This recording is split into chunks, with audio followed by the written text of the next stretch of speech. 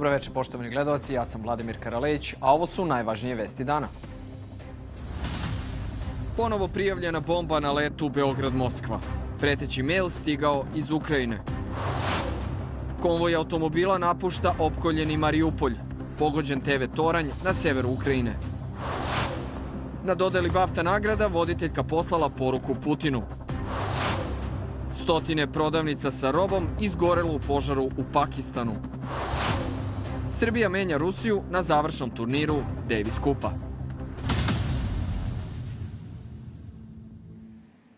Svi putnici i članovi posade iz aviona koji je leteo na relaciji Beograd-Moskva, a koji se zbog dojave o bombi vratio na Surčinski aerodrom, bezbedno su evakuisani.